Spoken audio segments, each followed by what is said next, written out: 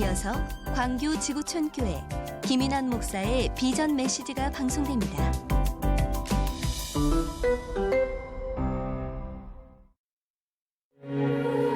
지식보다는 사랑이 소중하다고 가르쳐온 백석대학교가 40주년이 되었습니다. 세상을 바꾸는 것은 지식이 아니라 예수님의 사랑입니다. 사랑을 배웁니다. 기독교 대학의 글로벌 리더 백석대학교. 나가 큰 죄인 살리신.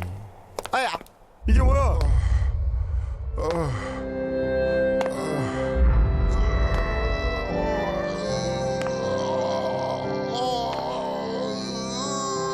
좁은 문으로 들어왔습니까? 좁은 문으로 들어온 사람은 좁은 길 걸어가야 합니다. 그러나 들어와 놓고는 겁이 나서 걸어가기를 싫어해요. 그리고는 넓은 길을 기웃기웃거리면서 그저 적당히 교회만 드나드는 분들이 계세요. 그 결과 반드시 영생을 얻을 수 있다고 아무도 장담할 수가 없습니다. 생명이 실제가 됐다면, 이 신앙이 실제가 됐다면, 이 복음의 진리가 실제가 됐다면, 천국이 실제가 됐다면 억지로 죽지 못해 하는, 그냥 어렵고 힘들고 쥐어짜듯이 하는 이런 신앙생활이 난 존재할 수가 없다는 것입니다.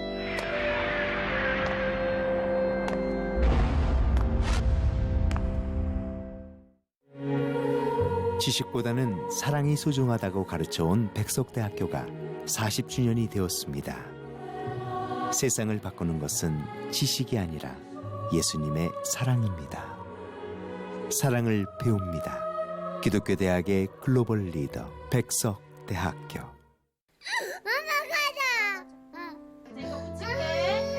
엄마 가자. 어른도 견디기 힘든 항암 치료를 매일같이 견뎌야 하는 5살 현우. 병원에서 홀로 바라보는 창밖 풍경이 아픈 현우에게는 세상의 전부입니다. 엄마, 다 줄게. 엄마로 알고 있어. 진짜 엄마가 돼줬으면 좋겠는데. 제가 알기로는 29억만 2천만 원 넘게 들어간다는 걸로 알고 있거든요. 20 아니면은 애가 잘못될 수도 있다는 그런 말들도 많이 하셔서. 길어지는 치료만큼이나 예측할 수 없는 비용. 지금 바로 현우와 같은 아이들에게 희망을 선물해 주세요. 후원 문의 1544-9599 1544-9599. 요즘 치솟는 전 월세값 때문에 집을 사야 할지 말아야 할지 고민 많으시죠? 저렴한 가격에 지역주택조합이 뜨고 있습니다. 성공적인 지역주택조합 사업 서희스타일스라면 믿을 수 있죠. 부지 확보에 조합원 모집, 각종 인허가까지 든든하고 믿음이 가요. 14개 단지를 성공시킨 주택조합 아파트의 스타 서희건설. 프리미엄까지 팍팍. 바로 확인하세요. 서희스타일스 서희건설. 고등학생인 나에게 물었다. 그렇게 열심인데 잘 가고 있냐고. 고등학생인 나 대답하지 못했다. 공부만 했으니까. 티칭만 하던 공부에 코칭을 더하다. 상상 코칭. 오직 주님, 오직 복음. 세계 선교의 중심 채널.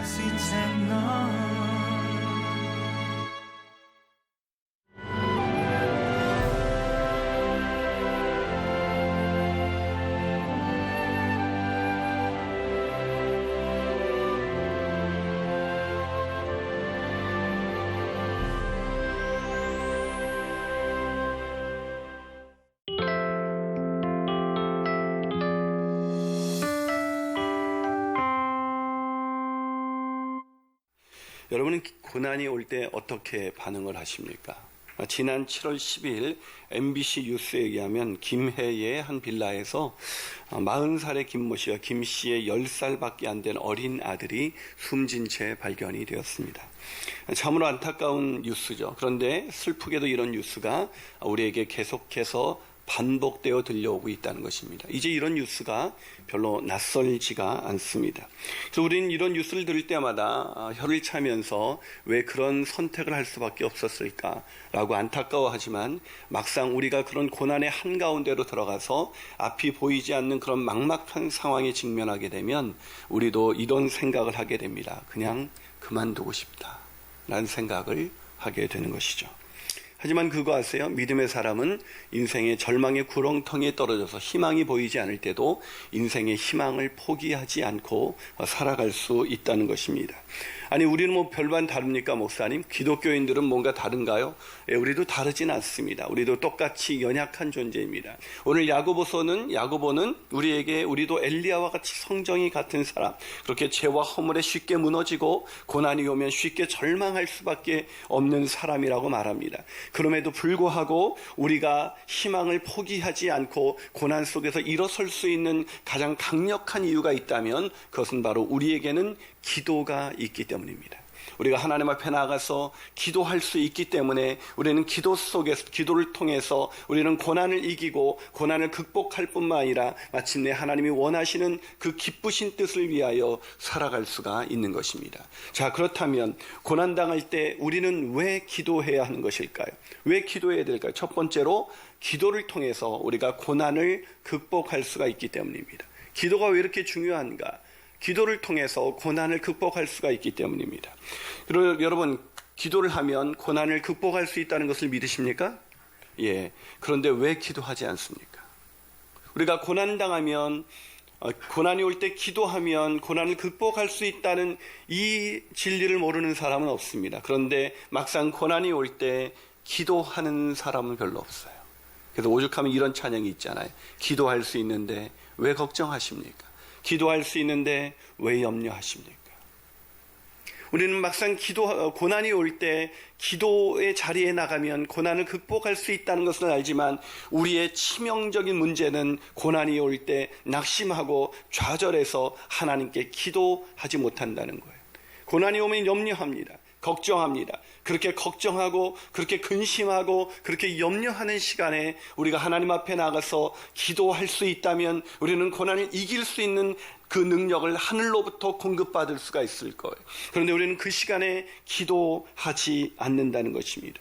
오늘 야고보서를 처음 받아들었던 성도들도 마찬가지였습니다. 그들도 고난이 왔을 때 기도하지 않았다는 것 아세요? 그걸 어떻게 하냐고요? 오늘 야고보가 뭐라고 말하고 있습니까? 오늘 본문 7절에서 너희 중에 고난당한 자들이 있느냐? 그는 기도할 것이요. 이 얘기를 왜 하고 있을까요? 그들의 고난의 한가운데 있으면서도 기도하지 않고 있었기 때문인 것입니다. 여러분, 기도하다가 왜 고난이 오면 기도하면 고난을 극복할 수가 있는데 왜 우리는 고난이 오면 기도를 하지 않게 되는 것일까요? 그것은 너무나 지치기 때문입니다. 너무나 낙심하기 때문입니다. 반복되는 고난이 오게 되면 우리는 기도할 힘마저 잃어버리고 만다는 것이죠. 여러분, 기도하다가 지쳐보셨어요? 저는 기도하다가 지쳐봐서 알아요. 간절한 소원의 기도 제목을 가지고 하나님 앞에 나가서 아무리 기도해도 하나님의 음성은 들리지 않고 아무런 응답은 오지 않고 상황은 점점 악화되어가는 그런 상황 속에 맞닥뜨리게 되면 기도할 수가 없어요. 지금 댄 맥카트니는 그의 책 야고보서에서 그들이 당한 고난, 지금 이들이 왜 기도하지 못하고 있는지 그 이유를 이렇게 설명하고 있습니다. 여기서의 고난은 환경 그 자체보다 환경에 대한 그들의 감정적인 상태나 정신적인 반응을 더 표현한 것 같다. 여기서 고난당한 자가 있는데 여기서 말하는 고난은 어떤 그들에게 실제적인 상황이나 환경이 아니라 그 고난이라는 환경 때문에 그들이 지쳐버린 그들의 감정적인 상태와 반응이다라고 말하고 있는 것입니다.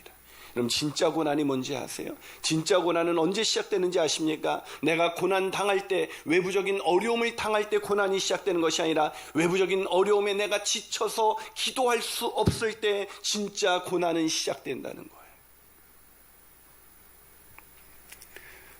그렇기 때문에 그들에게 필요한 것은 기도밖에 없었습니다. 기도해야 고난을 이길 수가 있는데 그들에게 진정한 고난이 찾아오기 전에 그들이 기도해야 되는데 그들이 기도하지 않았습니다. 그래서 야고보는 오늘 본문을 통해서 이렇게 말하는 것입니다. 너희 중에 고난당한 자가 있느냐? 그들은 기도할 것이요. 여러분, 야고보가 이게 그들의 고난을 몰라서 이렇게 묻는 거예요. 너희들에게 고난당한 자가 있느냐? 혹시 있느냐? 라고 묻는 게 아니에요. 너희 중에 고난당한 자가 있느냐? 이 말은 너희가 고난당할 때 왜 기도하지 않느냐? 라고 묻는 것입니다. 사랑하는 여러분, 고난 중에 계십니까? 기도하다가 지쳐서 기도해도 소용없는 그런 상황에 맞닥뜨리셨습니까? 아니요, 그때야말로 기도할 때라는 것, 그때야말로 기도의 자리에 나갈 때라는 것을 잊지 않게 되시기를 주님의 이름으로 축원합니다. 그래서 그 고난 중에 기도함을 통해서 고난을 이기게 되는 저와 여러분이 되시기를 주님의 이름으로 축원합니다. 한 말 더 나가서 고난당할 때 왜 우리는 기도해야 하는 것일까요? 그 두 번째 이유는 기도를 통해서 고난 중에 있는 이들을 도울 수가 있기 때문입니다. 기도를 통해서 나만 고난을 극복할 수 있을 뿐만 아니라 내 주변에 내 가족, 내 아내, 내 남편, 내 자녀들의 고난을 극복할 수 있도록 도울 수 있다는 것이죠. 여러분, 중풍병자를 환자가 복음서에 나온 중풍병자 이야기가 대표적인 이야기죠. 누가복음 5장 25절에 보면 그 중풍병자는 치유받고 싶어도 치유받을 수가 없었습니다. 그런데 놀랍게도 이렇게 기록되어 있어요. 자, 한번 같이 읽어볼까요? 있습니다. 시작. 그 사람이 그들 앞에서 곧 일어나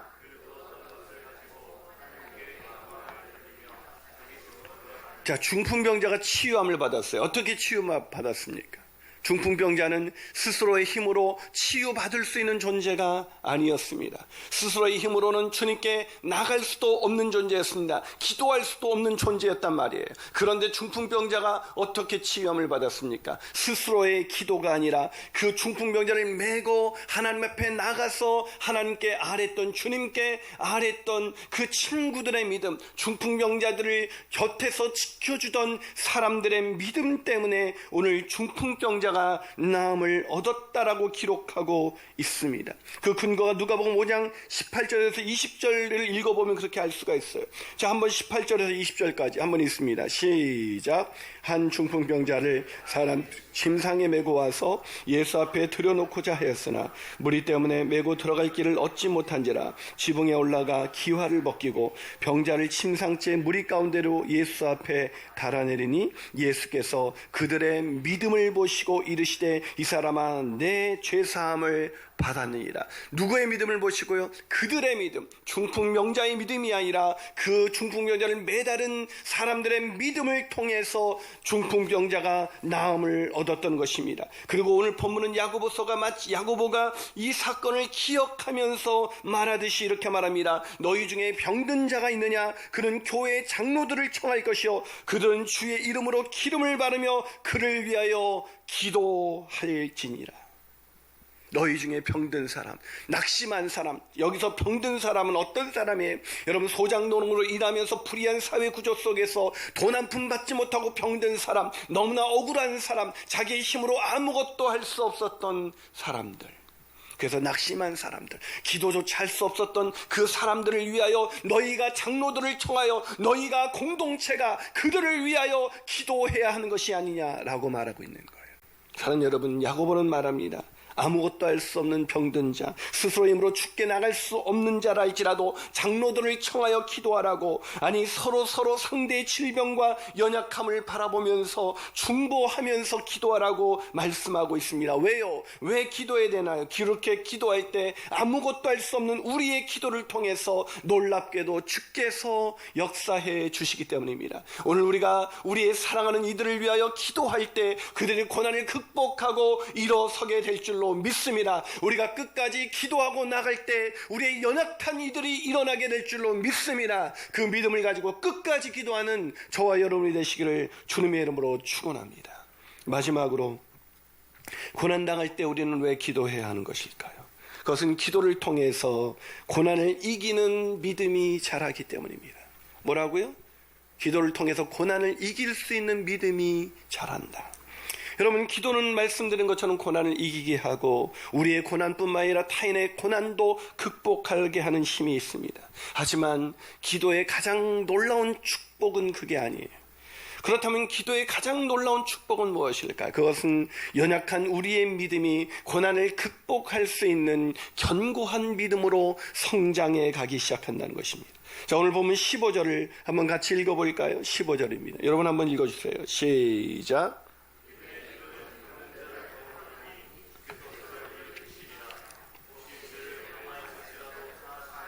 자, 야고보가 기도할 때 그 기도가 응답받기 위해서는 반드시 필요한 게 있다고 말합니다. 그게 뭐예요? 믿음의 기도는 어떤 기도여야 응답이 있다고요? 믿음의 기도. 여러분, 그럼 이 믿음이 뭐예요? 히브리서 11장 6절을 기억하시나요? 믿음이 없이는 하나님을 기쁘시게 못하나니 하나님께 나아가는 자는 반드시 그가 계신 것과 그가 자기를 찾는 이들에게 상 주시는 이심을 믿어야 할지니라. 믿음은 뭐예요? 믿음은 내가 나갈 때 하나님이 나를 내가 그를 찾을 때 반드시 나를 만나 주시는 것과 그가 나에게 상 주심, 즉 나의 기도에 응답하시는 분이라는 것을 믿어야 할지니라. 그렇다면 질문해 보죠.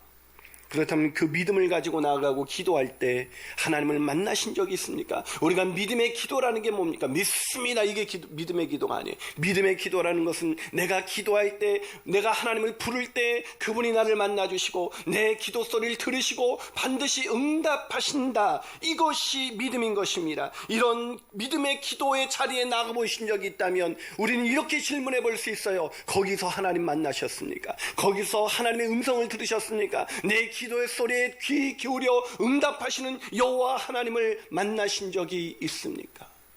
기도는 했는데 나에게 찾아오셔서 나에게 응답하시는 여호와 하나님을 만나신 적이 없으셨다면 그건 믿음의 기도가 아니에요. 사랑하는 여러분, 다시 한번 질문해보죠. 믿음의 기도를 드려보신 적이 있습니까? 기도할 때 하나님이 계신 것을, 하나님의 임재를 경험하신 적이 있습니까? 하나님 아버지, 이 한마디에 그래 나다라는 그 음성을 들어보신 적이 있습니까?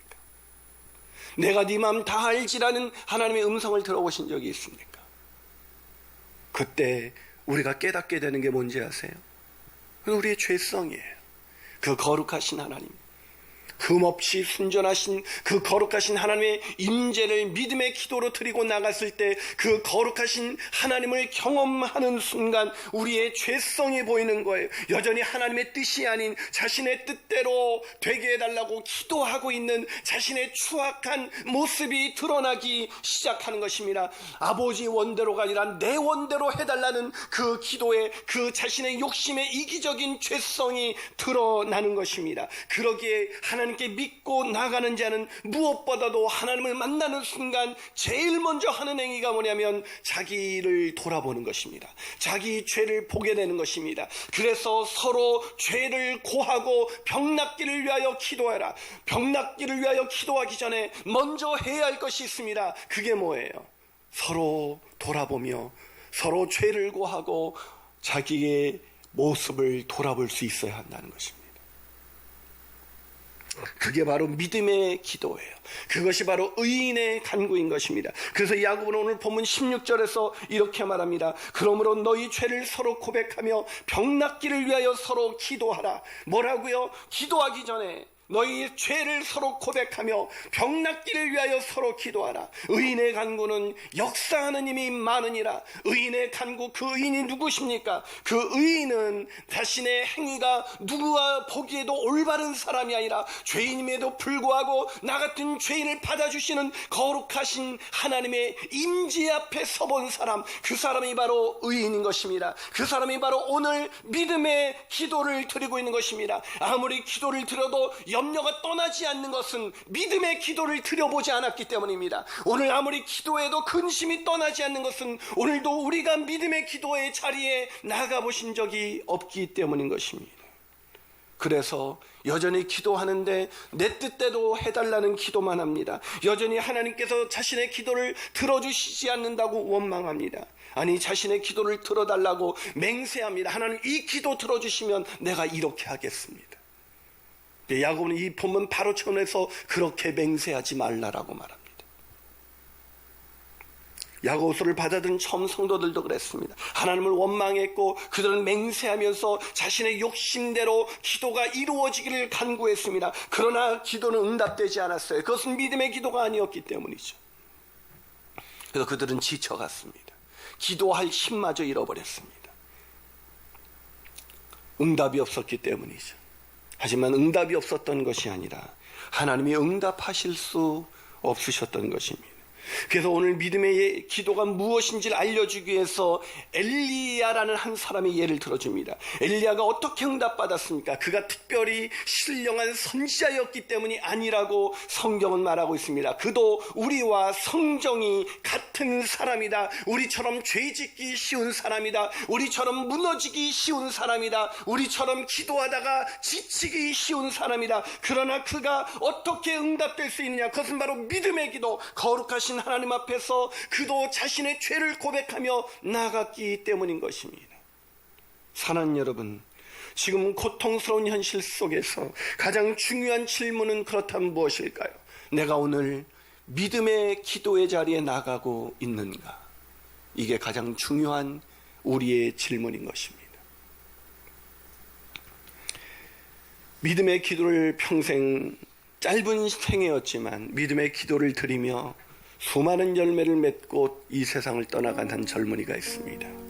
그 젊은이의 별명은 바보 의사입니다. 그 청년 바보 의사라는 책을 읽어보신 적이 있나요? 거기에 보면 이 청년의 믿음의 기도가 고난 속에서 어떻게 자신뿐만 아니라 수많은 사람들을 세워갈 수 있었는지에 대한 스토리들이 나와 있습니다. 한 번은 이런 일이 있었습니다. 소아과 병동에서 인턴으로 일할 때 항암 치료를 받던 김은진이라는 6살짜리 어린아이를 만나게 됩니다. 근데 그 어려운 치료를 받으면서 이 6살짜리 어린아이가 힘들다는 표정 하나 짓지 아니하고 치료가 끝나면 이 청년 바보 의사에게 사탕 하나를 전해주면서 감사의 인사를 잊지 않는 거예요. 그 6살짜리 어린아이에게 자기가 병들어 지쳐있을 때에도 누군가와 나눌 수 있다는 그런 나눔의 의미를 이 청년은 깨닫기 시작합니다. 그런 아이가 2년 만이 지나 훌쩍 커버린 모습으로 이 청년 앞에 다시 나타났습니다. 이 청년은 너무나 기뻐서 숙소로 뛰어들어가 성경 구절과 그렇게 또 성경 구절이 담긴 그런 조그만 그 액자와 그리고 찬양 테이블을 가져다가 그 아이에게 선물로 주면서 이제 태어나면 꼭 교회에 갈 것을 새끼손가락을 걸고 약속을 합니다. 그리고 그날 밤 우연히 차트를 뒤지다가 은진이의 생일이 얼마 남지 않았다는 걸 알게 돼요. 그래서 그 이제 9살이 된 그 아이를 위해서 뭔가 해주고 싶어서 백화점에 한 번도 가보지 않았던 이 청년이 백화점에 가서 그 9살짜리 아이에게 좋은 그런 선물을 뒤지다가 마침내 예쁜 모자 하나를 고릅니다. 그리고 생일 케이크와 함께 이번 차트에 기록된 아이의 집을 찾아가죠. 그 경기도 군포시의 작은 한 지하 단칸방, 간의 수공업을 하면서 어렵게 생계를 꾸리며 병원비를 내고 있는 가난한 은진이네 집, 그 집을 방문했을 때 그가 대접받은 것은 순대와 떡볶이가 차려진 생일상이었습니다. 그 생일상에서 함께 축하의 노래를 부르고 그리고 그렇게 노래를 부르는 순간 자신의 지독하게 가난했던 자신의 어린 시절이 떠올랐습니다. 갑작스러운 아버지의 실직과 갑자기 떠안게 된 부채, 차례차례 입시를 코앞에 둔 사남매의 뒷바라지, 확실한 것은 아무것도 없었던 추운 겨울, 게다가 아픈 가족이 있었던 어린 시절, 살기도 바쁜데 아픈 가족 때문에 더 살아가기 힘든 가족. 그러기에 1시간의 짧은 방문이었지만 은진이의 어려운 속내와 은진이의 부모님의 절망감이 청년의 가슴을 후벼파기 시작했습니다. 하지만 준비한 모자를 밝게 은진이에게 건네면서 그 아이를 위해서 이렇게 기도했습니다. 주님, 저의 작은 걸음이 9살 백혈병 아이에게 복음과 사랑의 기억으로 남게 되기를, 또한 우리 하나님은 반지하 누추한 집에서 기약 없는 내일을 걱정하는 사람들도 똑같이 기억하시며 사랑하신다는 것을 은진이네 가족이 알게 되기를. 그런데 1년이 지난 어느 날 후배 의사로부터 긴급한 연락이 왔습니다. 은진이의 병이 재발했다는 거예요. 당장에 찾아가고 싶었지만 학회 준비와 중환자들을 돌보느라고 늦어져 찾아가려고 막 결정한 그날 소식이 들려왔습니다. 은진이가 하늘나라로 전날 떠나간 거예요. 하늘나라로 떠나간 은진이를 그냥 보낼 수가 없었습니다. 그래서 장례식장을 찾아갔지요. 장례식장에 들어가자마자 은진이 엄마는 감당하기 힘든 슬픔을 이제 막 교회 나가 배운 초신자의 신앙으로 그 어려움을 이기고 있었습니다. 은진이 엄마가 말합니다. 선생님, 가족 더 고생시키지 않으려고 하나님이 은진이를 좋은 곳으로 데려가셨나 봐요. 선생님이 묻습니다. 은진이는요? 은진이가 죽기 전에 무슨 말을 하진 않았어요? 네, 선생님, 은진이요? 다행스럽게도 하나님이 도와주셔서 편안하게 갔어요. 엄마한테 이렇게 마지막 말을 남겼죠. 엄마, 나 두렵지 않아. 나 두렵지 않아.